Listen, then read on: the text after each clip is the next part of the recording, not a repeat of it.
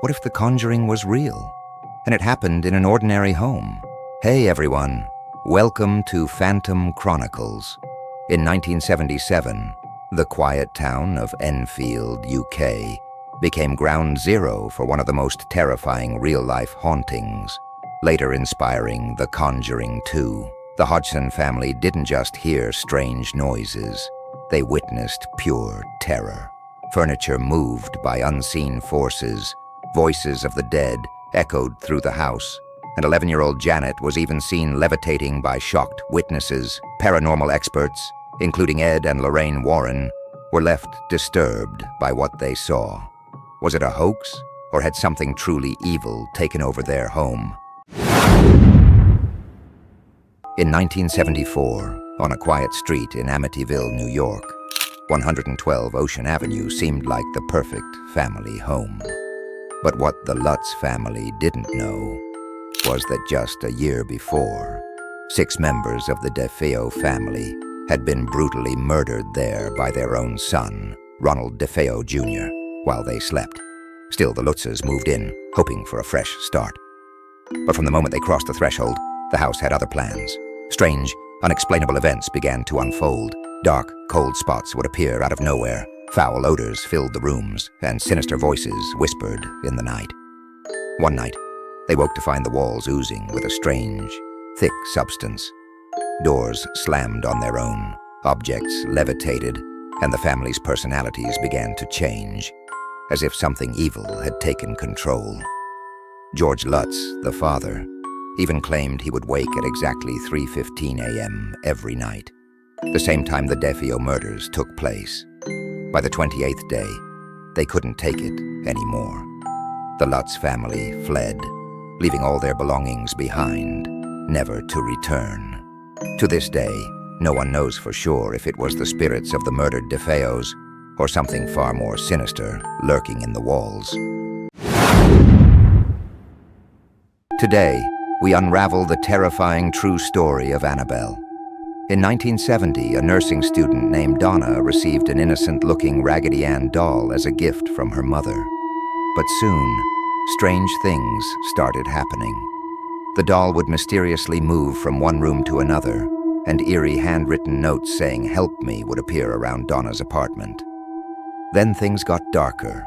Blood spots were found on the doll, and a close friend, Lou, was viciously attacked, leaving deep scratches on his chest.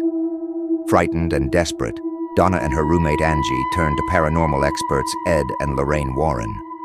The Warrens discovered that the doll wasn't haunted by a sweet young girl named Annabelle, as a psychic once claimed, but by a demonic entity using the doll to wreak havoc.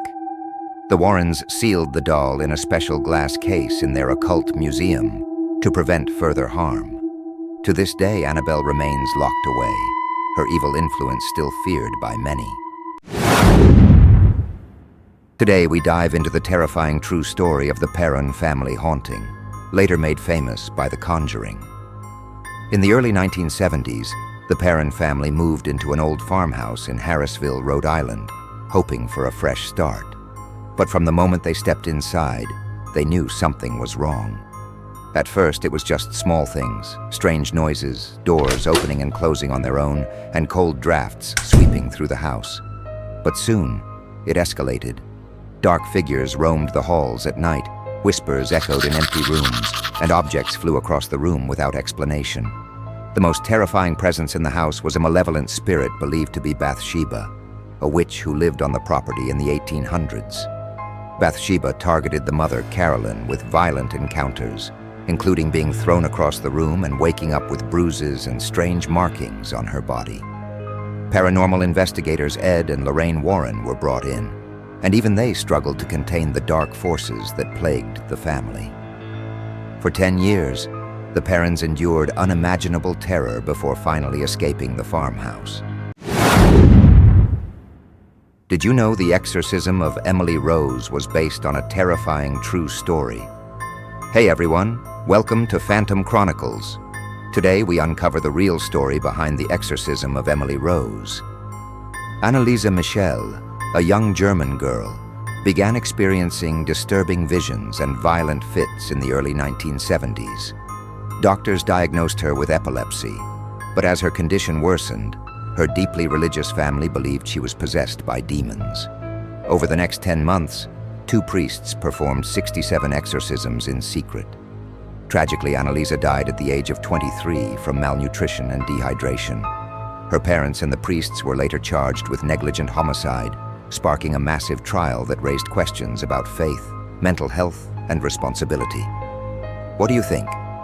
Was Annalisa Michel truly possessed? Or was it a tragic case of mental illness misunderstood? Let me know your thoughts in the comments below.